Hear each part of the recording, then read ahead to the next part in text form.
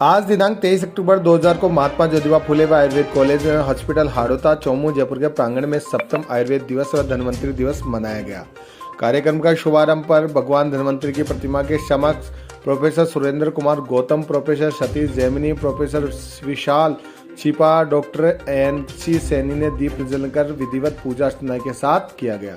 इस अवसर पर आयुर्वेद में मेरे जीवन पर व्याख्यान माला का आयोजन रखा गया। डॉक्टर दिनेश चंद्र चौहान ने बताया कि आयुर्वेद दिवस के उपलक्ष्य पर भारत सरकार आयुष मंत्रालय के निर्देशानुसार 12 सितंबर 2022 से महाविद्यालय चिकित्सकों द्वारा क्षेत्र के गांव-गांव, ढाणी-ढाणी में जाकर जन जागरूकता अभियान के तहत आयुर्वेद के प्रति आमजन को जागरूक किया जा रहा है तथा दैनिक दिनचर्या में आयुर्वेद के महत्व के बारे में बताया जा रहा है। व्याख्यान माला में professor Surendra Kumar Gautam, professor Satish Jaimini, professor Vishal Chhipa, निदेशक doctor NC Saini, doctor Kunj Bihari, doctor Dinesh Chauhan, doctor Prashant एवं अन्य स्टाफ ने आयुर्वेद दिवस पर व्याख्यान प्रस्तुत किया। प्रोफेसर सतीश जैमिनी ने अपने व्याख्यान में बताया कि कैसे आयुर्वेद को अपने जीवन में अपनाने से जीवन को और बेहतर बनाया जा सकता है और अपने जीवन में आयुर्वेद को अपनाकर किस प्रकार निरोगी और स्वस्थ रहे जा सकता है। डॉक्टर NC सैनी ने इस अवसर पर धन्वंतरि दिवस पर प्रकाश डालते हुए कि धन्वंतरि के अवतरण दिवस के रूप में धनतेरस को उत्सव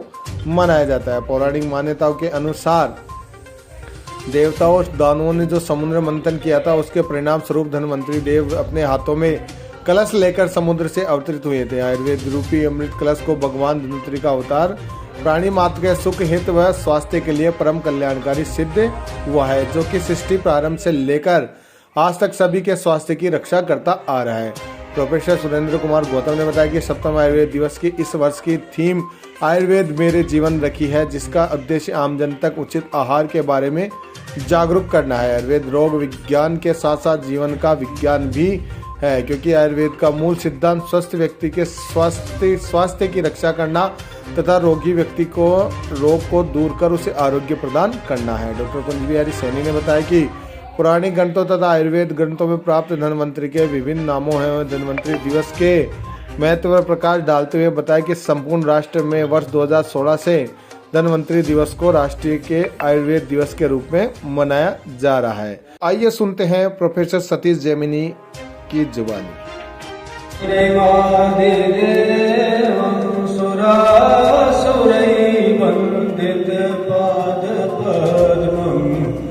लोकैर्जरारो भयमृत्युनाशं दातारमीशं विविधौषधीनां संयोगवातावनिवारिवल्लिं पञ्चप्रपञ्चात्मकदेहभाजं सन्तापसम्पात जराज्वरान्तकं नमामि धन्वन्तरिमादिदेवं नवीनलीलामुदकान्तिकान्तं शान्तं हरे द्वादशमाख्यमूर्तिं पूर्तिं शतानां सुमनोरथानां नमामि धन्वन्तरिमादिदेवं नमामि धन्वन्तरिमादिदेवं।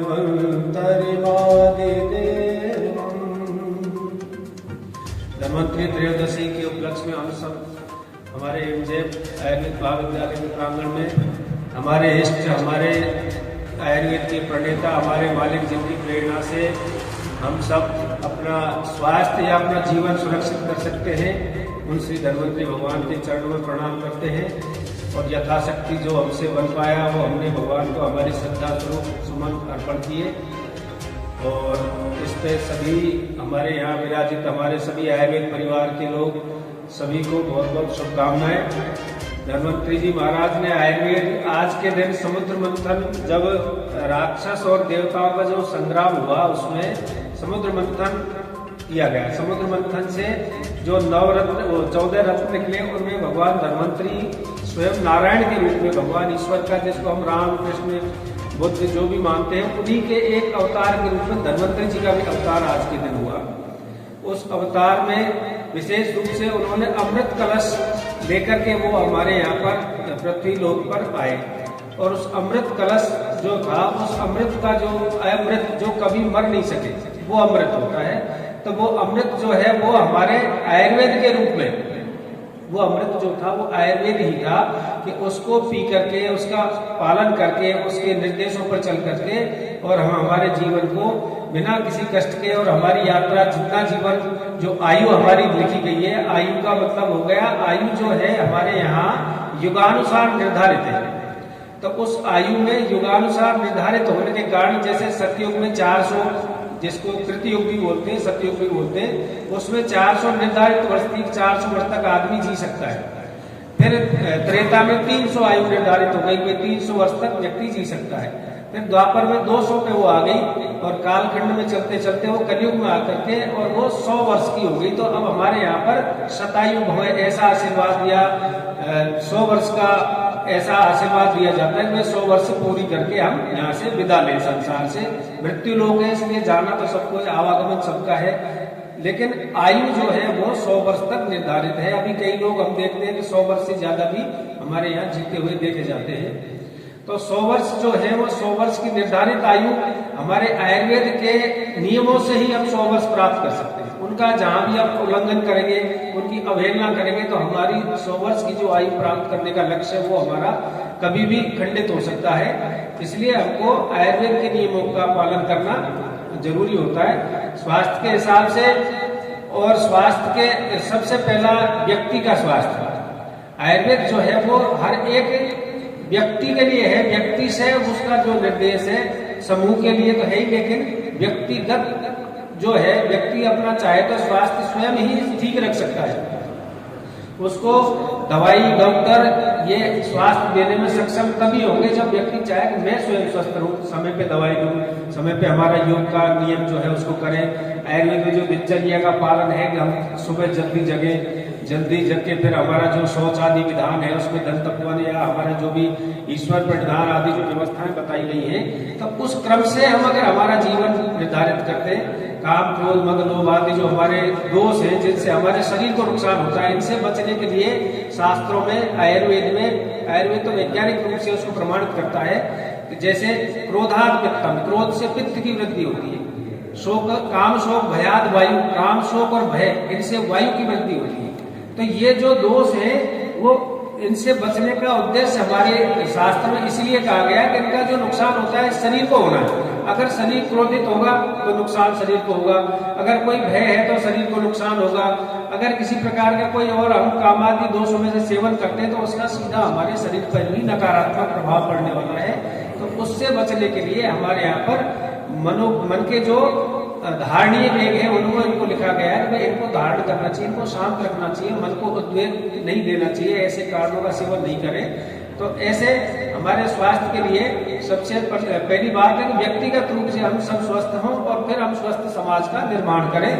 ये हमारी सबसे आज आयुर्वेद के व्यक्ति होने के नाते हमारी ज्यादा बड़ी एक ड्यूटी है, हमारा कर्तव्य है कि हम स्वयं स्वस्थ रह करके और समाज को स्वस्थ करें। तो ये आयुर्वेद में सबसे है कि पर्सनलाइज जो हाइजीन है हमारा, उसको हम दिन प्रतिदिन लोगों को ज्यादा से ज्यादा बताएं और हमारे स्वास्थ्य का, हमारे हर व्यक्ति पे, स्वस्थ व्यक्ति पे ज्यादातर हमको विश्वास होता है कि किसी भी कार्य को करने में वो सक्षम हो सकता है। अस्वस्थ व्यक्ति कोई भी कार्य करने में सक्षम नहीं है। इसलिए हमको स्वास्थ्य पर विशेष जोर देना चाहिए। हमारी माता बहनों को हमको इसके लिए घर में, परिवार में हमारी जो रूटीन का जो भोजन है, खान पान है, उसमें सब में हमको इन सब चीजों को ध्यान रखते हुए और हमारे स्वास्थ्य का पालन करें। और हमारी तरफ से हमारे मैनेजमेंट परिवार के पधारे हुए सभी सदस्यों का बहुत बहुत स्वागत, अभिनंदन। और आयुर्वेद कॉलेज के सभी हमारे जो फैकल्टी के मेंबर्स हैं उनकी तरफ से हमारे मैनेजमेंट को बहुत बहुत दीपावली की शुभकामनाएं हमारी तरफ से। धन्यवाद। और दूसरे की हम चिकित्सकों के माध्यम से ये व्यवस्था समाज को हम देते हैं। और ये फिर से एक बार